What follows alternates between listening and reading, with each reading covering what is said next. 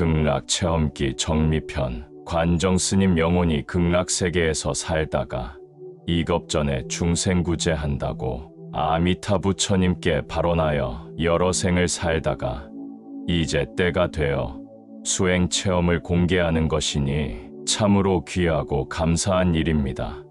중생들의 삶뿐만 아니라 모든 존재들의 삶은 변화되어 진보한다고 하니 상구보리 하와 중생해야겠습니다. 특히 우리 존재는 영원히 사는 존재라는 것을 암시하며 수많은 전생을 윤회하며 삶을 체험한다고 합니다. 그러니 정말 성인들의 말씀에 따라 한 생 한 생 잘 살아야겠습니다. 마음이 집착하지 않으므로 두려움도 없고 고뇌도 없으며 무관심에 집착하지도 않고 걱정하지도 않는다. 이것을 집착이 없고 걱정이 없다고 하는데 저는 아직도 마음에 집착이 많네요. 언제 그날이 올 때까지 가보자고요. 그럼 관정스님 체험기 요약 편집 영상을 시작하겠습니다. 우리들이 앞으로 가고자 하는 목적지는 도솔천이었다. 28개의 하늘세계 중 4번째에 해당하는 하늘세계 미륵보살이 머물고 계시며 이 하늘인간들의 수명은 4000세이고 우리 인간의 400년이 이곳의 하루임. 하늘의 시간과 인간 세상의 시간은 같지 않아 오래 머물지 못하며 만약 길에서 한눈 팔다 다시 인간 세상에 돌아오면 이미 몇백 년이 지난 후이거나 심지어는 몇천 년이 지나 버리기도 한다. 이곳은 사왕천 즉 총 28개로 이루어진 모든 하늘나라 중 첫 번째 하늘나라로서 동, 남, 서, 북, 4곳의 하늘을 지키는 4명의 왕이 머무는 하늘나라이며 여기에서 다시 한층 위로 올라가면 도리천 즉 28개의 하늘나라 중에서 2번째 하늘이며 이곳의 하루는 인간 세계에 100년이라는 하늘이 있는데 그곳은 옥황상제가 머무는 곳이고 거기에 선견성이라는 큰 성이 있고 그 주변 사방에 또다시 각각 8개씩 성이 있어 그곳에서 사방 32천을 중심으로 사방에 총 32개의 하늘성이 있으므로 32천이라 하며 여기에다 제석천이 머무는 선견성까지 합하면 33개이므로 33천을 관리하고 있다. 여기서 등장하는 하늘세계뿐만 아니라 불교 자료에 의하면 3번째 하늘에 사는 어떤 범천은 전생의 선정을 닦아 광과천에 났다. 거기서 500겁 동안의 수명을 마치고는 변정천에 나 60겁을 거기서 지나고 거기서 광음천에 나 거기서는 8겁을 지났다. 불교에서 범천은 색계 초선천에 사는 신들과 그 세계를 의미합니다. 하지만 의미가 확장되어 색계와 무색계의 하늘에 사는 신들도 범천이라 합니다. 구차제정은 사선정과 사무색정, 멸진정을 합한 9단계의 선정을 말하며 진리를 인식하는 단계적 성찰을 의미합니다. 구차제정은 선의 방법론이자 동시에 그 결과로 얻어지는 선정의 단계이기도 합니다. 구차제정을 이해하기 위해서는 불교의 세계관인 3계에 대한 이해가 필요합니다. 3계는 욕계와 색계, 그리고 무색계로 구성되어 있으며 중생이 윤회하는 세계입니다. 욕계는 욕구를 본질로 하는 존재의 세계로서 가장 밑으로는 지옥, 악귀, 축생, 아수라, 인간, 천상으로 구성되어 있습니다. 색계는 욕계 위에 있으며 색계사선, 선정의 심리 상태에 있는 중생들이 머무는 곳으로 여기에는 물질적인 것은 있어도 감관의 욕망을 떠난 청정의 세계입니다. 사선정은 색계의 선정의 단계로 색계의 18천상에 해당되는 선정의 경지에 따라 4단계로 분류한 것으로 사정녀라고도 합니다. 초선은 욕계의 본질이 욕탐임을 자각하여 욕탐에서 벗어남으로써 생긴 희락의 의식이 머물고 있지만 일상적인 사유 활동은 계속되는 상태입니다. 이선은 오관에 의한 지각과 사유를 멈추고 자신의 마음을 관조함으로써 새로운 희락을 느끼게 되며 그 희락에 의식이 머물게 되고, 이때는 소유욕이 사라지고 마음이 한 곳에 머무르는 경계의 상태가 됩니다. 그러나 초선과는 다르게 일상적인 사유 활동은 중지됩니다. 삼선은 자신의 의식이 희락에 머무는 이유가 자신이 희락을 바라기 때문이라는 것을 자각하여 희락에 대한 욕구를 버림으로써 우리의 의식이 욕탐에서 완전히 벗어나 희락에 대해 차별상을 일으키지 않게 되며 평정한 마음으로 행복감에 머물며 지혜가 발현됩니다. 사선은 행복과 괴로움의 행싱이 없어지고 이전에 있었던 기쁨과 근심도 제거되어 괴로움도 그치고 행복감도 그친 평정심에 의해 염이 청정해지는 단계를 말합니다. 사선에서는 모든 행위 점차적으로 그치게 되는데, 초선에서는 언어가 멈추게 되고, 이선에서는 일상적인 사유활동, 심사, 각관이 멈추게 되며, 삼선에서는 즐거운 마음이 멈추게 되며, 사선에서는 호흡마저 멈추게 된다고 합니다. 무색계는 물질적인 것도 없어진 순수한 정신만의 세계로 사무색정을 닦아 무색계 사선의 심리 상태를 가진 중생들이 머무는 곳으로, 욕계와 색계는 물질로 이루어진 세계이므로 공간에 의지하지만, 무색계는 물질을 떠난 세계이므로 공간에 의지하지 않는다고 합니다. 제1의 공무변천은 허공이 끝이 없음을 관찰하며, 제2의 식무변천은 마음의 작용이 허공과 마찬가지로 끝이 없다고 관찰한다. 제3의 무소유천은 아무것도 대상이 없다고 관찰하며 상념도 없고 무상념도 없다고 관찰하는 수행이다. 구차재정은 처음에 서로 관계없이 설해졌던 사선, 사무색정의 멸진정을 더한 것입니다. 멸진정이란 마음의 작용도 완전히 없게 된 삼매를 말합니다. 즉, 8단계의 깊은 선정과 그 후 얻은 멸진정으로 모든 번뇌가 사라진 해탈경지라고 한다. 사선 8정이 3계입니다. 욕계, 색계, 무색계 수행에서는 색계 천상부터가 선정의 천상입니다. 색계에서 범천의 단계가 초선입니다. 이것은 첫 번째 사다리입니다. 색계 천상은 4단계로 나누어서 사선이라고 해요. 그런 다음 공무변천, 식무변천, 무소유천, 비상비비상천까지 무색계 사천인데, 범천만 돼도 자신이 창조주라는 망상을 하곤 합니다. 불경에는 부처님이 범천에게 당신도 언젠가는 공덕이 다하여 윤회한다고 깨우쳐주는 부분이 있습니다. 물질과 정신을 이런 식으로 다 알고 자제한다고 해도 궁극이 못 된다는 것이 부처님의 생각이셨습니다. 당신이 직접 수행하여 물질 자제해보고 정신 자제해봤지만 궁극이 아니었던 겁니다. 그래서 멸진정이라는 선정이 생깁니다. 다음은 극락왕생.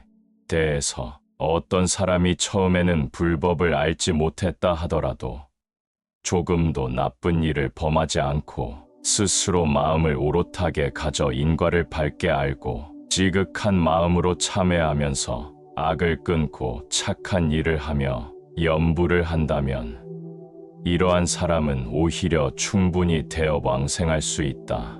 하프마생에 왕생한 사람은 바로 우리 사바세계에서 정토에 태어나기를 바라면서 일심으로 염불하여 대업왕생한 중생들이다. 무엇을 일컬어 대업왕생이라 하는가? 각종 악업을 지은 중생들이 왕생한 것을 말하는데, 가령 살생이라든가 도둑질, 사기, 비방, 거짓말, 간음, 함정에 빠뜨린 행위 등등 이러한 사람의 악덕행으로 본다면 원래는 극락세계에 왕생한다는 것은 불가능한 일이다. 그러나 그들이 임종할 때에 선지식을 만나 아미타 부처님의 무량공덕과 극락세계에 관한 가르침을 배워 아미타 부처님의 명호를 일심불란 흐트러지지 않는 한 마음으로 염불하면 아미타 부처님의 원력과 가피를 받아 극락세계에 왕생하여 하프마생에 태어날 수 있는 것이다. 그리고 일심불란할 수 있는 사람은 모두 과거생에 성근을 심은 사람들인 것이다. 연화세계는 구품으로 이루어졌는데 가장 낮은 하프마생에서 가장 높은 상품 상생까지 이르게 되려면 무려 12겁의 시간이 걸려야 성불할 수 있다. 그러나 만약 우리들이 사바세계에서 크게 발심하여 고행의 수련을 견뎌내면 3년 또는 5년의 시간에도 능히 중품 혹은 상품에도 태어날 수 있는 것이며 간혹 어떤 사람은 성도를 하기도 하는 것이다. 이런 까닭으로 우리들은 인간의 몸을 받기 어렵다는 말을 명심하여 사람으로 태어난 것을 소중하게 여겨야 한다. 그리고 열심히 수행 정진하면 충분히 목표를 이룰 수 있고 바로 상품 상생에 왕생하여 연꽃이 피어나면 부처님을 배울 수 있는 것이다. 인광대사와 흥일대사가 일평생 동안 정진해서 상품 상생에 왕생한 것이 바로 그와 같은 예이다. 하프마생에 태어난 사람이 상품 상생에까지 도달하기 위해서는 12겁의 세월이 걸린다고 하더라도 무조건 한 단계씩 위로 올라가는 것이 보장되어 있어서 마침내는 상품 상생에 도달하여 연꽃이 봉오리가 피어지고 부처님을 친견하게 되는 단계에까지 이르게 되며 결코 도중의 뒤로 퇴보하여 사막도와 사악취로 떨어질 염려가 절대로 없는 것이다. 그리고 정해진 수행 과정은 처음부터 끝까지 최고로 즐거움의 상태에서 지나가게 된다. 그래서 시간이 오래 걸리는 것입니다. 구품연화는 아래에서 위로 한 품 한 품씩 올라가는데 하품의 수행이 끝난 연꽃은 중품 연못 속으로 옮겨갈 수 있다. 이런 현상은 바로 참선의 과정과 같아서 첫 단계 선정에 들어간 후에야 2선에 들어갈 수 있으며 2선 후에는 3선에 들어갈 수 있고 3선 후에는 4선에 들어갈 수 있는 이치와 같은 것이다. 라고 말씀하셨다. 그러므로 누구라도 일생 동안 착한 일을 하면서 지극한 마음으로 염불한다면 반드시 극락세계의 연못 가운데 아주 화려하고 고운 연꽃이 피게 되며 이런 사람은 설령 타인에게 죽임을 당하거나 횡사를 당하더라도 결정코 아미타 부처님의 인도를 받아 왕생하게 되는 것이다. 라고 하셨다.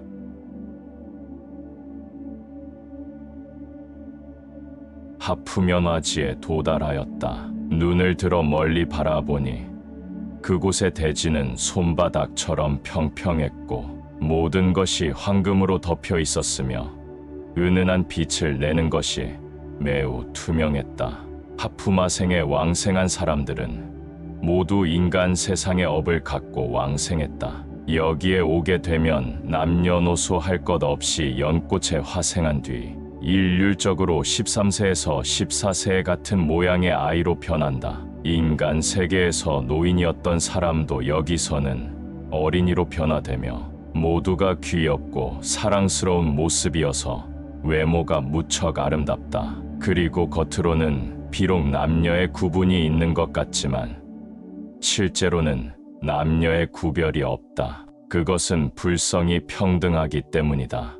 하품 중생에 왕생한 사람들은 생전에 5개와 8개 등 모든 계율을 범하고 악업을 지으면서도 참회하지 않다가 임종시의 선지식의 가르침을 듣고 부처님의 위실력과 부사이한 공덕을 찬탄하며 극락세계에 태어나길 발언하면서 염불하여 아미타 부처님의 원력과 가피로 왕생한 경우를 말한다. 하품 상생에 왕생한 사람들은 하품 중생보다 한 단계 위로 비록 갖가지 악업을 짓기는 하지만 대승의 가르침을 비방하지 않고 임종시의 선지식의 가르침으로 대승의 가르침을 찬탄하고 일심으로 합장하며 아미타부를 염불하여 극락세계에 태어나길 발언하여 아미타 부처님의 원력과 가피력으로 왕생한 경우를 말한다.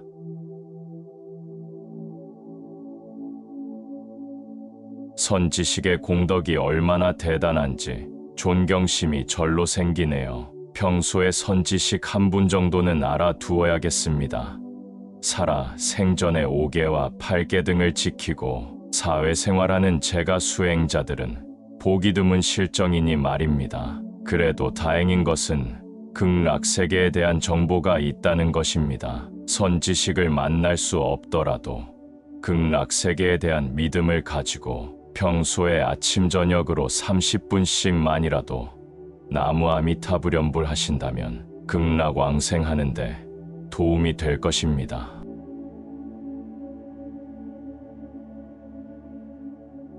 중푸면화에는 많은 숫자의 평범한 사람과 성스러운 사람들이 모두 같이 살고 있다. 또 사부대중이 모두 있어 출가승려인 비구와 비구니가 있고 제가불자인 남녀거사가 있다. 이곳에 왕생한 사람은 하푸면화에 왕생한 중생들보다 한층 더 수행이 높은 사람들이다. 그들은 모두 3계를 벗어나고자 생전에 사바세계에서 부지런히 정진한 사람들로서 자신의 수행 정진뿐만 아니라 불교 사업에도 적극적으로 동참하여 절을 짓거나 혹은 부처님의 경전을 많이 보시하면서 불법을 널리 알리는 등 선행과 보시를 함께 닦았으며 또 자비희사의 4가지 덕을 닦고 계율을 엄히 지켰다. 그런 까닭의 임종시에는 서방정토 극락세계의 아미타 부처님과 관세음 보살님과 대세지 보살님의 인도를 받아 중품세계의 연못에 왕생하여 오게 된 것이다. 그러나 그들도 수행한 정도에 따라 각자의 차등이 있기 마련이어서 여기에서도 상중하에 3등급으로 나누어진다라고 말씀하셨다. 중품 중생의 연꽃에 왕생한 사람들은 생전에 사바세계에서 불법의 인식과 수행 정도가 상당히 깊고 두터운 사람들이다. 동시에 그들은 보시와 선을 행하는 면에 있어서도 힘을 아끼지 않고 노력하여 상당한 성과를 거둔 사람들이다. 이로 인하여 대선근을 성취하게 된 것이며 그러므로 중품 중생에 왕생한 사람은 공덕을 쌓고 수행을 하는 면에 있어서도 모두 중품하생자들보다 말할 것 없이 한 단계가 더 높은 것이다. 극락세계의 중품 상생에는 범부와 성현이 모두 함께 산다. 이곳에 왕생한 사람은 인간 세계에서 5계와 10계 등 모든 계율을 받아 지니고 모든 계행을 청정히 닦아 나가면서 십선을 받들고 적극적으로 선과 보시를 행하여 비교적 엄격하고 부지런히 수행하면서 극락세계에 태어나길 지성으로 발원하여 왕생하게 된 경우인데 중품 상생에 왕생한 사람들은 망상이 적거나 더 나아가서는 망상이 없는 자도 있다. 그래서 범부와 성현이 함께 머무는 곳이라고 하며 각자 수행의 정도에 따라 이미 공의 이치를 체득하였거나 또는 한 생각도 일어나지 않는 무념을 증득한 보살의 경지에 도달하면 상푸면화지에 진입하게 되어 곧 바로 화계겸불하여 무생법인을 얻게 된다.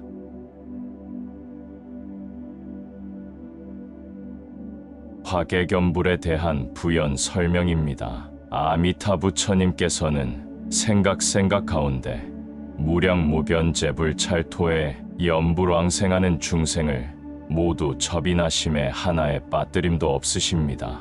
우리는 아미타 부처님께서 신통력으로 무량무변의 몸을 나타내시어 임종시에 접인하러 오시는 것이 모두 아미타불의 화신임을 알고 있습니다. 화신은 아미타 부처님의 진신과는 달라서 중생의 마음을 따라 나타난 몸입니다. 화신은 우리의 평상심 가운데 부처님의 형상에 대한 인지와 관계가 있어서 부처님께서 접인하러 오실 때는 반드시 당신이 가장 기뻐하고 가장 익숙한 모습으로 오십니다. 우리가 매일 예배하고 공양을 올리는 불상의 형상 그대로 아미타 부처님께서 임종시에 접인하러 오십니다. 왜냐하면 무척이나 환희심을 갖고 날마다 아미타불께 예배하고 아미타불을 생각하니 마침내 임종시에 그 모습 그대로 친견하게 되는 것입니다.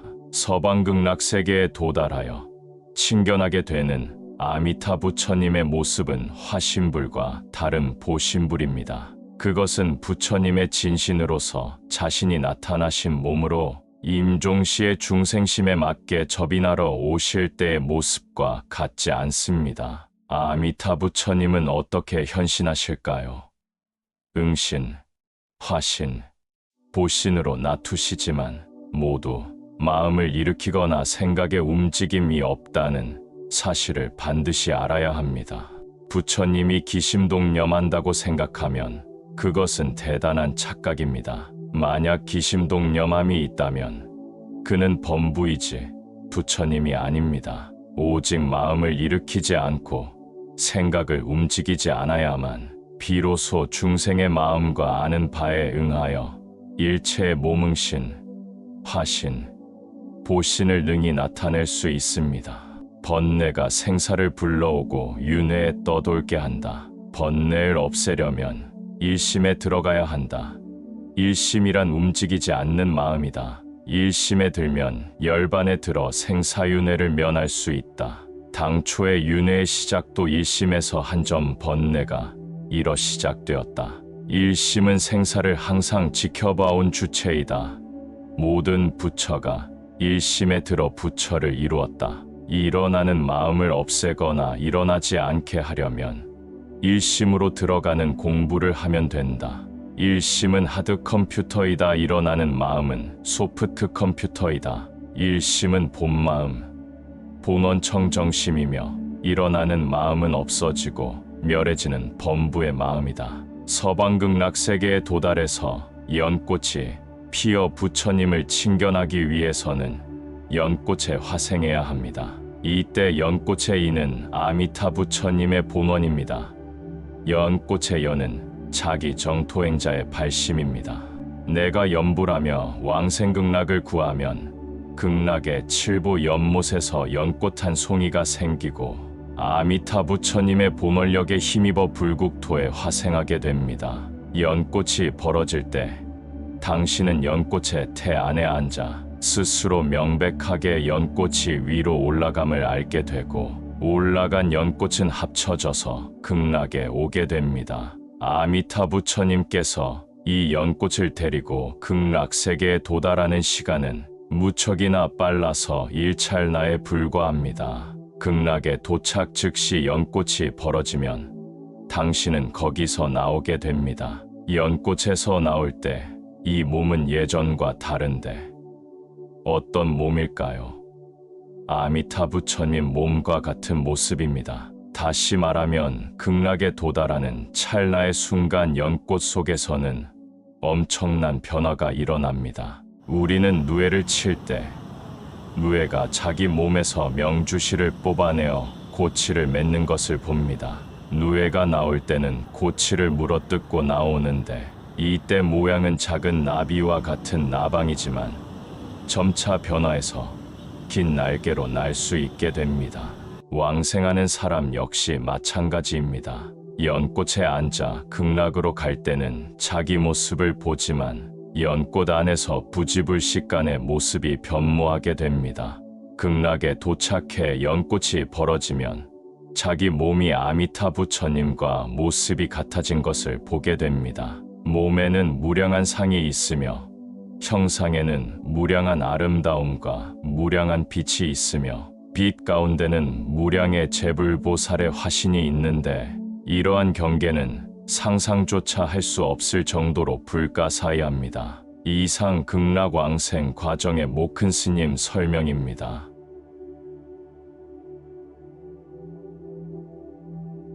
상품연화에 왕생한 사람들은 망상이 매우 적어 모두 참다운 본래 성품 그대로이며 물러남이 없는 보살임, 불퇴보살의 자리에 올랐다. 상품 상생에 왕생한 사람들은 그들이 사바 세계에 있었을 때 부단히 힘써 정진하였고 계를 잘 지켜 청정하기가 밝은 구슬과 같았다. 또한 부처님의 경전을 연구하는데도 노력을 아끼지 않았고 시박을 끊고 십선을 봉행하였으며 스스로가 수행한 법문에 근거하여 중생들을 가르치고 하나하나 딱 맞게 실천에 옮겼다. 몸소 힘써 정진하고 용맹정진하기를 10년을 하루같이 수행하여 육신의 수명이 다할 때까지 거듭 모든 공덕을 쌓았던 것이다. 한평생 살아생전의 선을 받들어 행하고 보시를 베풀며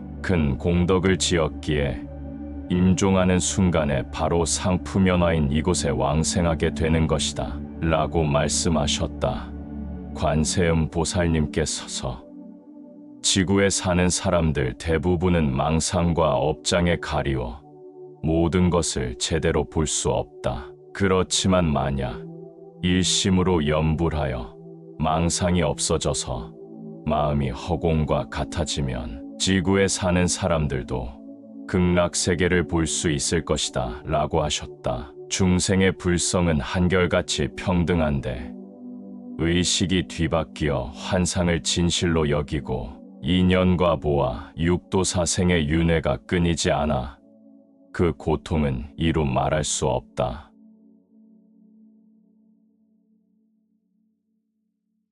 이상 요약편 가르침을 마치며 정리하겠습니다. 네이버 지도나 구글어스에 나라 지역 검색하면 방 안에서 다 볼 수가 있듯이 하늘에는 지구의 가정을 볼 수 있는 명경대라는 것도 있고 부처님과 모든 존재들의 전생도 볼 수 있는 전람관도 있다고 합니다. 모든 존재들 삶의 기록들이 고스란히 남는다고 하니 거짓과 위선들은 다 버리고 진실하고 정직하게 살며 모든 생명 있는 것들을 보호하고 사랑해야겠습니다. 8편에 걸친 장편 영상을 시청하신 모든 분들께 진심으로 감사드립니다. 저는 그럼 다음 영상으로 돌아오겠습니다. 안녕히 계십시오. 잠깐만요. 아무개 영상들을 다운로드 하시어 잘 활용하시길 바라겠습니다.